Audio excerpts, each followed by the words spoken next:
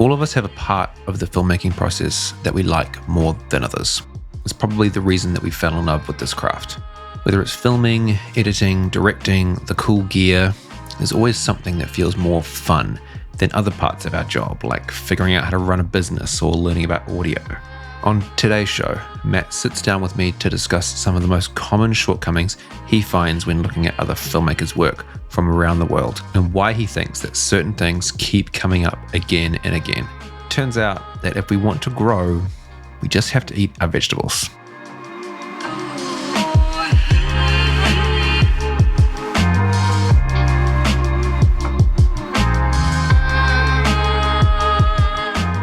Let's just crack straight in with a big one, with a big question to start with. And it's something I tend to ask most of my guests because I personally find it quite interesting seeing where people get their inspiration from. So what inspires you, Matt, as someone who is an inspiration to many, a guru to many? Where do you look to for inspiration? Man, it's I'll tell you where I started, then I'll tell you like where it's kind of going now. I feel like whenever I started, I was learning a lot. I had like my heroes of wedding filmmaking to me were like Still Motion and Joe Simon, like in the early 2010s. Like they were like the big names in wedding filmmaking. I like followed all their stuff and I love them. Yeah. And I really try to like model my films after theirs in a lot of ways.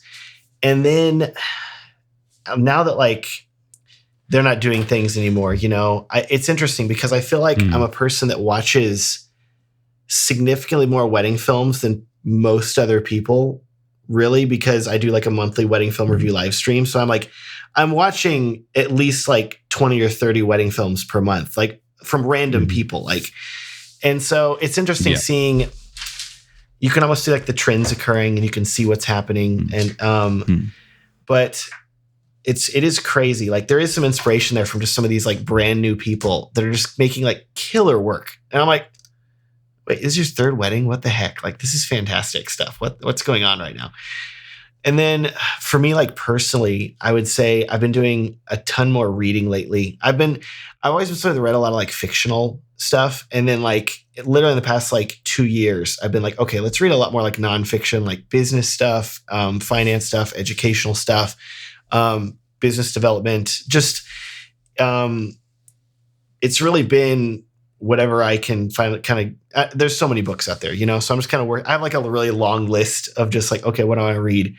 And I've been trying to take a step back from like spending so much time just reading random junk on the internet. So I spend a lot more time on my Kindle than I did before. And so that'd be probably like the biggest inspiration stuff now is like, I just read the Tim Ferriss Tools of Titans book, which is literally like, he has his own podcast and it's literally like, hey, here's everything that I've learned from like 300 people compressed into one book in like Cliff Notes version. Yeah. And crap, dude, I highlighted so much junk out of that book. Oh my gosh. Like half that book is just highlights. Like that was good. Yeah, that's really good. Okay, I could do that. It's interesting because it seems like you tend to gravitate to like those kind of self-help, like kind of, self-improvement kinds of inspiration. Like, how can I learn from others to upskill myself? Is that just a natural thing that you kind of reach for? Is it, or do you kind of like consciously go, okay, I need to work on this kind of area? I really had to consciously do that. And the reason being is that I've filmed weddings for so long. It's not at the point where I'm like, oh, I know everything, I'm a genius, but it's like, once you film like hundreds of weddings, it's just like, oh, it's another wedding, like it just sort of, and so you can watch like a wedding course, at this point, but it's like, you're going to pick up a few little nuggets here and there, but it's not going to like totally blow your mind. And so for me, it's like where I'm learning from now, I'm realizing like, crap, I need to like go outside of wedding films. I need to learn from like other sources and other places. So I also have a masterclass subscription that I really love to that online learning video series where they're like, you're watching like Ron Howard. I watched James Cameron and him talking about like the Terminator movies, but I took like multiple pages of notes that could like apply to wedding filmmaking from that. And also just, I don't know, filmmaking is filmmaking. And so even if it's wedding filmmaking, you can learn a lot from like Hollywood and from other like bigger, different filmmakers. And so I found myself having to like expand outside the bubble almost to like the wedding filmmaking bubble, as it were, to like, okay, what else is there? And how can we bring that in? I think my wife and I are like just on the cusp of getting one of those masterclass subscriptions because there's so many good, I think it's like a buy one, get one free membership thing, you know? Yeah. So like they're like, just get a friend and then just have them share it with you. You're like, okay, cool. Like it's weird. They're almost like giving it away. Like I remember it was like, if you're a student, they're like, it's $1 if you want to sign up for a year or something like that. Like, what? Okay. Yeah. I mean, I might as well, like what the heck, you know, it's weird. Yeah. Yeah. But yeah. Yeah. In terms of, I guess, because your early days of wedding filmmaking, like, you know, like myself, you've been in this game for a long time, and the wedding filmmaking world looks very different than what it did in 2010. Where were you before that? Like, how did you kind of get into wedding filmmaking? Man, what was your inroad? When I was a wee lad. No, a wee lad. When the beard was shorter. No, the beard was not existent back then. Oh my goodness. Yeah. It was a long time ago. No, over a decade though. For me, it was one of those things where whenever I feel like most people start filmmaking in general and they're trying to like not make movies, but make money with it, which is, there's people that are like, oh, I'm going to go make short indie films. And that's like a totally cool thing. But there's also people that are like, can I turn this into a job and like actually make money from it and survive on it? Not saying you can't do that with indie films, but it's way more difficult. Yeah. And so I was sort of the type of person, 2008, 2009, where I was basically filming just anything that I could. And it was, you know, like somebody, you know, you're just a guy with a camera at that point. And people are like, hey, you want to film a music video? Sure. You want to film a, let's see here. Oh gosh, I made so many just random videos over the years, you know, an ad for a bakery or something. Yeah, exactly. Like you get asked all sorts my friend's of burger shop. I did that. Thrift store did that. Yeah. Oh gosh, a talent show. I filmed like a 3-hour talent show, and like my camera's overheating, and I'm like, is this gonna make it to the end? Oh my gosh, like this is insane. Anyway, just ridiculous. Like whatever you can do to make any money at all. And it's funny because I'd heard about weddings. I knew people that filmed weddings, but the general consensus even then is like, don't do it. Don't do it. It's terrible. You're going to hate it. And I was like, really? Come on. It can't be that bad, you know? And it is funny. I remember like attending a wedding a few years, like 2 years into filming weddings. No, it was 1 year. I'd been filming weddings for a year, and I was at this wedding, and there was this older videographer there who was like in his 70s still doing this stuff. And I was like, oh, that's cool. You're shooting video. Like I'm doing filming weddings too. And he's like, don't do it. Get out while you can. Run. And I was like, what?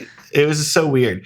It might have also been that he was using like a big like shoulder camera too. Like it was like, bro, DSLRs are a thing. It was like breaking his back. It was weird. It was very weird. I remember like there was this moment on the dance floor.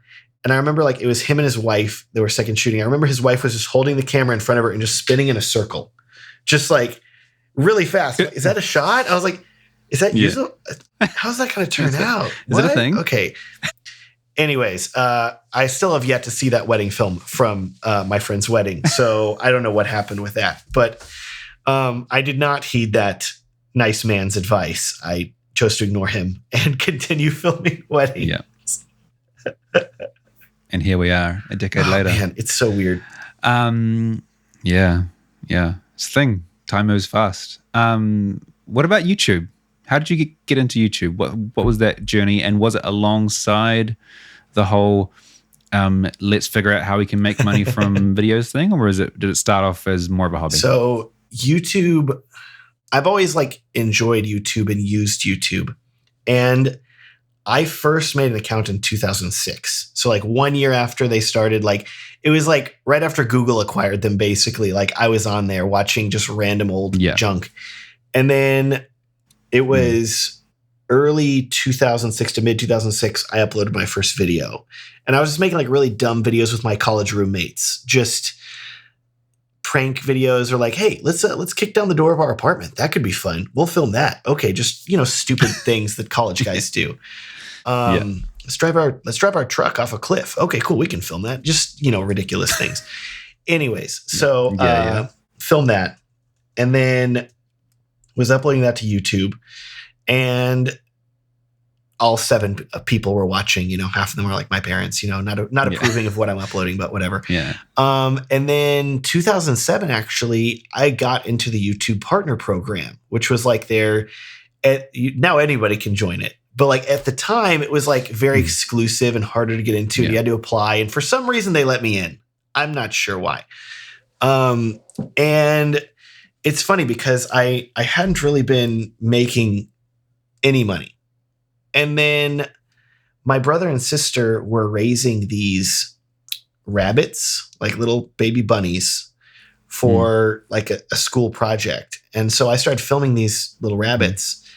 And these videos, for some reason, blew up in the algorithm and started getting millions of views. Like like little dumb baby rabbits with 5 million views. And so I was starting to make like legit money from YouTube from like rabbit videos for a while. But it was very niche. much. Like I was like, Mom, I made $1,000 last month from rabbit videos. And she's like, what? And I'm like, I don't know. It's just... And I didn't want to like continue doing that. I didn't want to be like the rabbit video guy. I'm like, okay, forget this. So like YouTube was always kind of there, but it was never like, there was never any like strategy that went into it, never any thought, and never any like, there was no plan at all. It was just, Matt's just going to upload whatever the heck he's making. So it's like one day you're getting a rabbit video, the next day you're getting a wedding film. Here we go. And I remember there was a time where I didn't even really bother uploading to YouTube. And I was just like posting like videos to couples on Vimeo, and then I was just moving on to the next video. I was like, I didn't have time. And finally, 2015, like October 2015 rolled around, and I had a friend that was getting into video, and I was filming, I was hired again, random work again. I was filming time lapses for my university. They hired me to like come to the university and like literally just camp out all day and just film random time lapses around the campus. And I was crashing on my friend's couch at the time, and he was getting into video, and he's like, hey, you're really good at explaining video stuff. Like I'm understanding a lot. And I don't know, like, you're really great at explaining things. And I was like, oh, okay. And he's like, you need to like make tutorials teaching people this stuff. Like you need to put it on YouTube. And I was like, fine, I'll try it. Up until this point, I'd only ever uploaded I'd upload a few tutorial videos just like randomly. Once per year, you'd get a random tutorial from me. Yeah. And so at this point, the Sony a7S II had just come out. And I was like, okay, let's make a review of this thing. Let's see what happens. Let's roll the dice, make a big review of it. Because Philip Bloom wasn't doing it. He had taken a little break. And I'm like, well, all right, I'll take Philip's place here. Here we go, There was no Peter McKinnon at this point. Yeah. There was no like YouTube video scene that there is now. And so I was just like, here you go. And it was literally like the only other guy making wedding like reviews for anything wedding filmmaking was Craig Adams with Wedding Film School on YouTube. Like it was literally me and him, which at the time I didn't realize like how like weird that is. Well now because everybody does YouTube and you type anything and then there's a zillion things. But like even 6 years ago, it wasn't like that at all. It's crazy. So that video kind of blew up, and then it just was sort of this continual thing like, oh, I guess I'm doing these videos now. Okay. And as I go, random stuff, I'm like, oh, that interests me. I'll make a video about that. Oh, okay. Well, people asking about this, I'll do this. And it's weird, man. But here we are. Isn't it? Yeah. Natural progression. Was there ever, was there a single moment that you sort of changed from that kind of like, we'll just upload stuff and try stuff to going, okay, I'm going to like sort of think about the WhoIsMatt brand and sort of get a bit more strategic about things? I'll tell you that there was a point, I want to say it was like 3 years in or so since like I'd been starting to really like seriously make videos where it was like, oh, wait a second, like we're actually making money from this. And like, not like enough to live on, but it was like, oh, wait a second. Like, this is a decent like chunk of change that could continue to grow. Hold on. Like, what does this mean? And it was sort of this sort of realization, like, oh, dang, like Matt's hobby is kind of turning into a job now, like a second job. And that was a little stressful, a little weird. But now it's really cool. And like, I always felt like, I was just like, okay, well, I'm going to film weddings and this is what I love to do. But also like there's always like, the what's next, and like, I don't think I'm ever going to stop filming weddings or anything like that. I love filming weddings, and like everything I've made is like based on helping people film weddings. But it's also like with weddings, I'm making videos that are like going to make 2 people happy. And like with YouTube, I'm making videos that make thousands of people happy. And I'm like, oh, that's really cool that I'm able to like do that and have more of an impact on the wedding filmmaking world in general, which is really neat. Along the way, because you've had a bit of a run with YouTube now, and you've sort of gotten into a stride and experimented with all different types of educational content. Along your journey, like, what have you found has sort of stuck? What do you feel has been the types of content that wedding filmmakers really kind of latch onto? It's interesting because the good news is that I really only the great part about being like self-employed, being a YouTuber and all is like you can make what you want. And like if I don't want to make something, I'm not going to make it. And so that's really cool.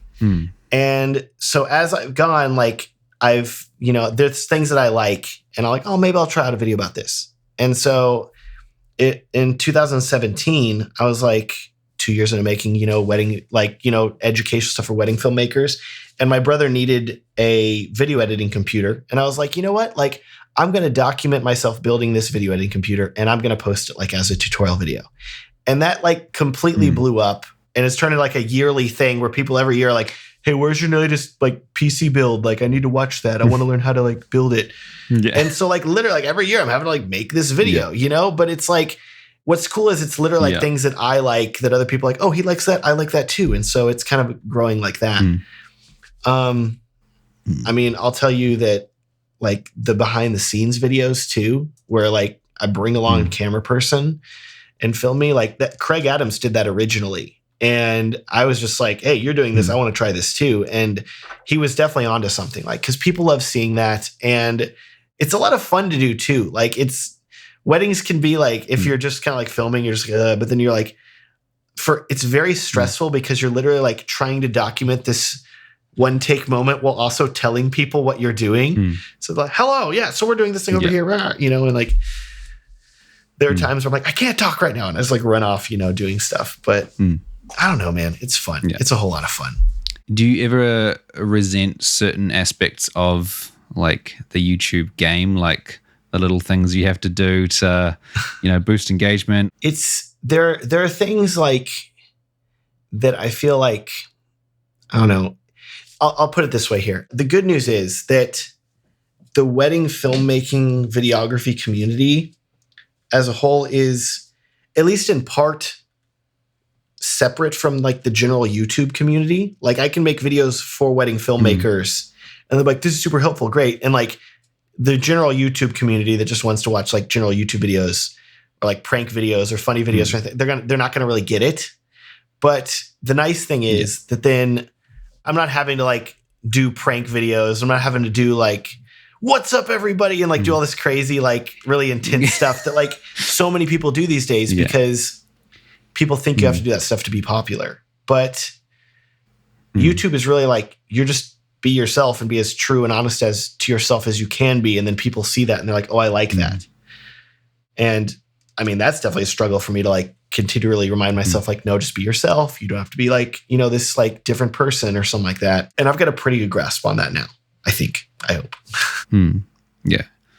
Well, because I think it's something that, like, even as wedding filmmakers, when you're looking at the broader wedding film community, people might think, oh, well, I have to do my films a certain way and I have to fit in, But I think being aware of your own, like, your own shit that you're bringing into the game and being authentic to that is super important and kind of easy to forget, I think, when you're looking at these like amazing, all these amazing wedding films online and you think, oh, I should do things like this and I should, kind of like follow the crowd, basically. It's interesting because I get to kind of see the trends firsthand happen. I'm like, oh, that's another thing. Okay, that'll be gone soon. It was, I remember everybody was on, what was it? The voice chat app for a while. Oh gosh, what was it called? Clubhouse. Everybody's like, oh, we're doing a Clubhouse. Like, nobody's doing Clubhouse anymore. Clubhouse is dead. Like, we've moved on. And then like with video stuff, it was like everything was like Zoom transitions and whip pans and stuff like that. And there was like 2 years where that's all you saw. And it was like, please just stop this here. And so we've moved away from that now. But man, there's like unique stuff happening too. Who was it? I literally saw today in the Lonely Hearts Film Camp group, one of the guys posted this wedding, and it was it was like, it looked like a normal wedding video at the start, but then the rest of the video was just like the grandparents, like the two grandmothers, the bride's grandmother and the groom's grandmother, just looking at wedding pictures and watching the wedding video and like critiquing it. And they're like, what were you wearing? Oh, interesting. Like, it was just like this very weird, very meta, but like, I loved it. Like, you know, just seeing that sort of unique, like, because like weddings are all about family and like, how can you make this really cool? It was interesting because they were the video used so much footage from like the formal family portraits. Like the grandparents talking about like the great uncle or something like that. And you're like, when do you have footage of the great uncle? But he's like in like the family portraits, like pointing him out. It's just weird. But I love just seeing stuff like that. You know, like how can you document things in a new and interesting way? And it's really cool to see. So this is probably like the meat of what I kind of want to like hear from you. And this is as like, because you're kind of in this unique position where you make a bunch of educational content that a lot of it times it's designed to like fix a problem, a single problem. You know, it's like, how can I make my audio better, or how can I understand my menu system, or how do I shoot and log, or you know, like how do I use this camera, etc. But sort of another part of your sort of like YouTube thing is you also review wedding films, and you see a lot of wedding films, and so is there a correlation between like the kinds of like educational content that people clearly gravitate towards, like clearly that they feel like they need to upskill in audio, or things like, you know, there's these types of videos that get really popular on your channel because clearly it's a thing that people feel like they need to upskill in, versus what you see in films and go like, do you clearly see that people's audio is off, or are you sort of seeing other things that people could maybe, you know, upskill in? It's a very interesting mix, because I'll tell you that a decent chunk of my YouTube videos, especially these tutorials and helpful videos, literally come from me having the same problem and then like fixing it and then being like, crap, other people probably don't know how to do this. And so one of my most commented on videos, not my most viewed and not my most watched, but one of my most commented on videos was a video about how to make your 10-bit camera thumbnails appear on your computer. Because if you like copy A7S3 footage, it's just going to be just like a blank thumbnail, and like VLC won't even play it. Really, it's really weird. And so like I found a workaround. Here's how you get thumbnails. Here's how you get this. And like that video gets sometimes like multiple comments. Like it's getting just a ton of comments from people that are just like, thank you so much. Like, this is amazing. This is exactly what I needed. Like, and it doesn't have a ton of views, but like the ratio of views to comments is like, it's every other person that watches it almost is like, thank you. Like, you know, and so it's just a weird thing where like I'm finding that. So that's sort of like that's part of it. And then the other part is like, yes, I will watch a lot of these wedding films. And like for audio stuff, I was like, oh crap, I should probably make something about like, you know, people boosting their audio and like some about people leveling their audio. And like some of it I'm pushing people also toward like my editing course and stuff like that to help people out, because it's something that like I feel like if they're struggling with this, they probably have other issues too, and this can help them with everything. But some of the critiques that I'll give people are just also just straight live in that review. And I really probably should make like a mega video or something like that. Like, here's your biggest problems, like that you all have, like, you know, just across the board. Yeah. Because there definitely are trends that I pick up on that I'm like, why are people still doing this? Like, we got to change this here, you know? For example, I'll watch wedding videos, and it'll just be like a minute straight of just B-roll of like, here's a drone shot, and then here's the bouquet, and here's the garden. And like, it's just like random. Yeah. And I'm like, where are the people at? Like, did people get married at this wedding, or was it just like some chairs? Like, what's happening? And so what's cool is that I've seen like people realize that. And so like, as I watch more videos, like there's less people doing it. And I'm like, am I making a difference? Or are people just like realizing, oh crap, he's going to judge that one. I can't submit that one. And then they just like submit a better film. I don't know. I want to hope that I'm helping. Alrighty. Well, so yes, a few more questions to kind of go in on. And you mentioned before, like that you've obviously you look at a bunch of wedding films, and there are some common things that you see crop up. Can I put you on the spot and kind of get you to kind of like list out some of like, what are some of the things that you feel like a lot of wedding filmmakers, especially the kinds of wedding filmmakers who obviously submit films to you to review, people who want to upskill. What are some of the things that you sort of keep finding? Well, I'll give you the caveat that a decent chunk of these people are brand new, or like it's only like the first few weddings. Like the amount of people I see, like, this is my second wedding I've ever shot, and I'm like, okay, cool. There's a lot of just technical things, you know, that everybody is like, okay, we could work on the white balance a lot here, guys. Okay, we could balance this out a lot better, you know. But like, as far as like the story goes and like the overall feeling of it goes, I think that if I was going to pick the two like biggest ones, the first one would definitely be like, they show way too many details and they don't show the people. Like, and maybe this is me more personally, but I like, weddings are about people and I really only care about people. So why are you showing me random tree shots? Which I think there's a place for those, but Matt doesn't hate trees. It's gonna be Matt Johnson hates trees. He doesn't hate trees. It's fine. And then I would say the other thing is so many filmmakers that put stuff in their wedding videos because they feel like they need to, because they'd feel guilty if it wasn't in there. And so I watch so much of it like, oh, here's a really boring cake cutting, and here's a really boring like bouquet toss, you know, and like, it's just like, it's all these moments that I will literally watch these videos and there'll be like a big lull in the middle. Like it'll start off really strong. There'll be a big lull and the ending is strong. And I'm like, I'll ask them like in the chat, you know, I'm like, okay, hey, tell me in the chat, like what happened in the middle of this film? And without fail, it's usually the couple wanted a longer edit than I could give them or than I wanted to give them. So I had to pad it out in the middle. And so it's like, they're making 10-minute films when they should be like a 5-minute film to be like really strong. And I'm like, you need to think about your packages and like really dial this in here, because you could make the same amount of money with a shorter film probably. So it's a lot of that. And setting up expectations too. Setting up expectations, I think, is a huge thing that people starting out struggle to do. It's a lot of like reactive kind of, you know, running a very reactive style of running a business where you kind of like do a thing, give it to people and go, what do you think? And then they give you all this feedback that you weren't really expecting.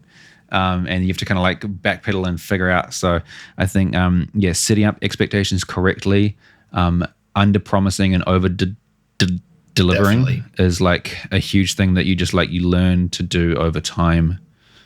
It's kind of like circling back around to something that you're talking about just before the break around like some of those more like clickbaity style pieces of content, like the one thing you can do. Because I think there's two like different types of like upskilling education. There's like quick fixes and then like more holistic kind of slow burny kind of things. And I think both of them kind of have a place. And like in terms of the kind of like quick fix stuff, like I want to touch on some like what do you feel like is some good kind of like holistic slow burn things, but like what would be like some like quick fix things that you feel like is just some kind of like low hanging fruit that kind of most people aren't doing but definitely should be? I mean, for me, I'm sure I'm guilty of half of these. Man, I would say like, and this still is a little generic, but like anything audio related is just like, it's just without fail. It's just the amount of people that like either don't take audio seriously or they have issue, you know, it's just audio issues. One of the biggest ones that I see all the time in the wedding film reviews that I should probably make a video about now that we're talking about it here, but it's definitely people do not fade their audio nearly well enough. And maybe it's something where like whenever they're editing the video, they're just using their speakers and they aren't using headphones. And I'm always watching their films with headphones on. But the amount of times that I've listened to a wedding film where the music goes from like really loud to like negative 20 decibels nearly instantly. And then there's like somebody talking. And I'm like, I'll literally pause and I'll be like, give me 10 seconds of fade. Like, do not let me notice this. Like, it's not hard. Just move those keyframes out a long ways. Okay. Like, it's just let it ease in. Yeah. And it's without fail. Like, not every wedding video, but like a huge chunk of them, even from people that I've seen better for a while. I'm like, we gotta like take like one of your editing passes should just be just doing these. Like, watch your video before you export it and just be like, okay, are these long enough? Is this fading long enough? Because it's noticeable and it really takes people out of it if they're like, dang, that's really loud or like really quiet. Yeah. You just like suddenly hear like, you know, wind grass noise just out of nowhere. Yeah. And like music drops down to zero. Yeah. Yeah. You know, you've heard it. It's terrible. Yeah. Because it's in my own films. That's why. It's in all of our films. It's okay. It's like, dang it. Yeah. It's in all of our films. Yeah. Probably auto white balance is another one that I see cropping up a lot, especially from like photographers who are learning video. Because I've had a lot of photographers like second shoot for me who've like started to learn video. I'm like, oh, you can second shoot for me. And like halfway through the day, I noticed they're on auto white balance because they're used to like shooting raw. I'm like, honey, no. Please sit down. Please no. Talk to. Please no. Please no.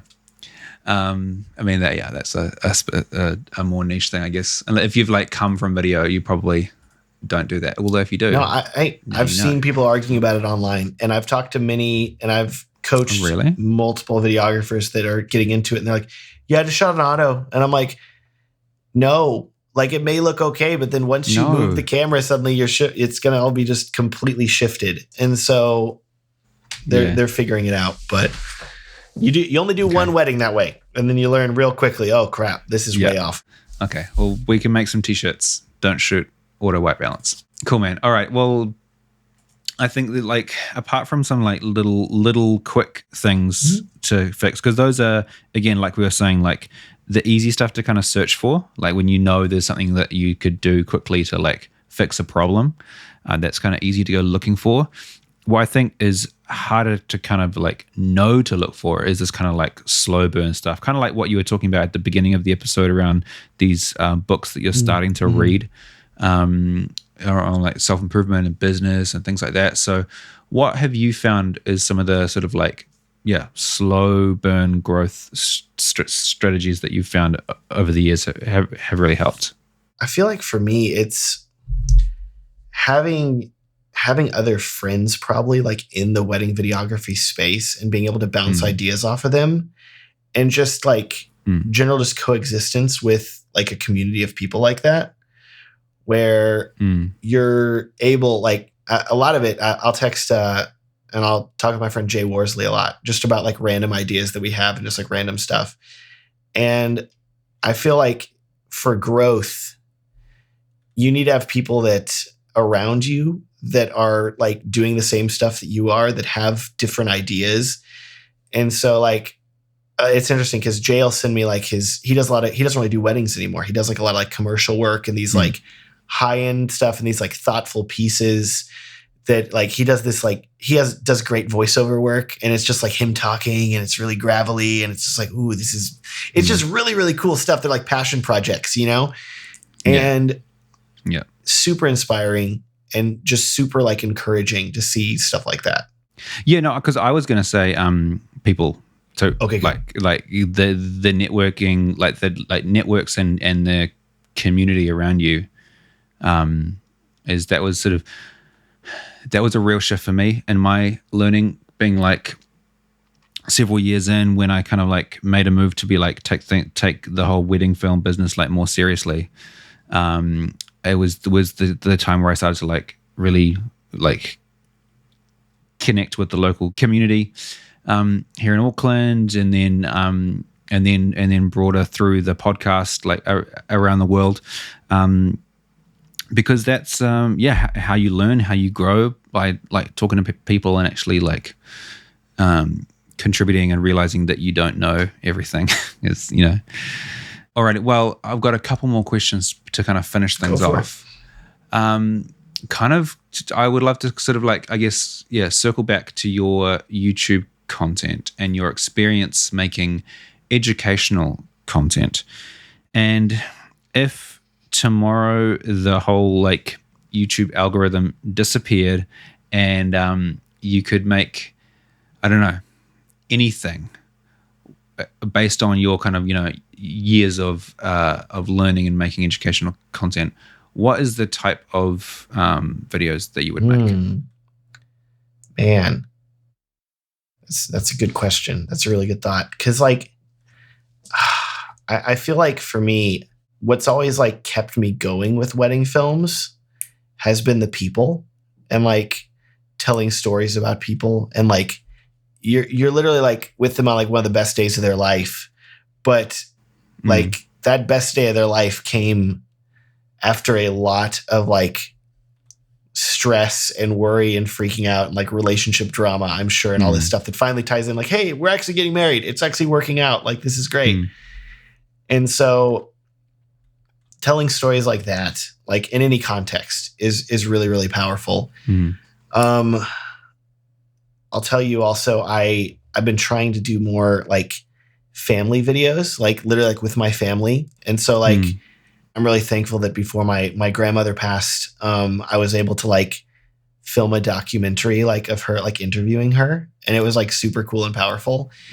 And I got the idea from Philip Bloom because he did one of his dad, and so it's just there's a lot of different, I don't know, family, people, videos like that. And then otherwise, I think that I would still want to be like helping people in some way and like giving back to people in some way. And like, just, I feel like I have this gift of like education, as it were. And I say as somebody that was like terrible at school and like didn't really enjoy it, but like, I feel like I do have this gift and like I should use it. And so whatever that is and whatever that looks like. Nice. I like that. Yeah. Cause I have seen you starting to do those more family style videos. And I guess it's kind of like taking everything you've learned from wedding filmmaking and like, not just like the craft of wedding filmmaking, but like understanding like why it's important as a type of like recording these memories in a beautiful way. What that can mean for people and how it can apply outside of wedding stuff. It's cool. It's really cool. Awesome. Alrighty. Well, last question to finish things off. We've probably sort of touched on it a few times throughout the episode, but just to kind of like put a full stop on the conversation, what would be, I guess, your best piece of advice for a wedding filmmaker starting out right now?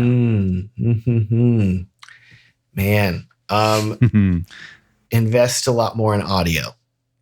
Like, I see so many wedding filmmakers that are like, I bought a drone. Or like, what gimbal should I buy? And I'm like, I do not want to hear you ask about drones or gimbals until you have your entire audio kit bought out. And like, have your mics, like your recorders, your backups, like have all of it. And then worry about like this stuff. Cause I remember like when I was starting, I was like saving up for like a glide cam and like I wanted super stable video, but like I literally had one lav mic and like one wireless, it was just a terrible system. And I was like, oh my gosh, this is like, how did I survive? My goodness. Cause like if people aren't going to watch your video, if it has bad audio, like that's what really matters. Yeah. Agree. It's because audio is, I think for a lot of people, audio is boring to think about. I think is probably the thing. It's like, it's not as fun to learn audio stuff. It's not as natural. So, I think, the lesson is eat your veggies, basically. Exactly. When it comes to like, getting your audio under wraps. And because I'm still on my journey with understanding audio and getting my kind of audio knowledge up towards my video knowledge. I'm 100% guilty of like spending heaps of time looking at like cinematography and lighting and posing couples and directing all this stuff. I don't spend nearly as much time thinking about recording audio, processing audio, being across my audio at the same skill level. It was funny because whenever I went to Lonely Hearts Film Camp back in 2020, 2 years ago. Oh man. I remember that I was like, I already had my talks I was going to give. And then Andrew came up to me on like the second day. He's like, hey man, can you do like a quick talk about audio too? Just like a quick 30-minute like discussion about audio. And I was like, just a quick I was one. like, what? Yeah. Okay. And so like, I did it on the fly, but it was just really funny. He's like, Australians really need this too. I was like, okay, cool, man. We can talk about audio. That's great. All right. Everybody needs it. Like everybody does. It's cross-cultural, universal. It's like you said, it's like your veggies. Yeah. It's the peas and carrots. You're like, I'm not super excited about this, but I am going to consume it. Okay. Yeah. Like, yeah. It's just, if I don't tell you to do the unglamorous things, I worry nobody else is. So I got to just tell people like, hey, please, like nobody's going to watch this thing otherwise. It's tough. Yeah. Cool. All right. So the takeaway message is eat your veggies. Maybe that should be the title of the episode. It'll be very weird. It's decided. The episode is just called Eat Your Veggies. I like when podcasts do that because then people have to wait until the very end to like catch the term. Like, what is that? Why is it called that? And then finally, at the end, okay. Why is it called Eat Your Veggies? Now we know. Now we know because Ben decided on a whim to call it that. Cool. Alrighty. Well, Matt, who is Matt Johnson? An absolute pleasure to finally get to chat with you and have you on the podcast. Thank you so much for your time and sharing your knowledge and sharing your beautiful face and your beautiful voice with us. It's been awesome, man. Great fun. Thanks for having me. Awesome. Alrighty. Well, that's going to do us, everyone. We'll see you guys next time. Bye.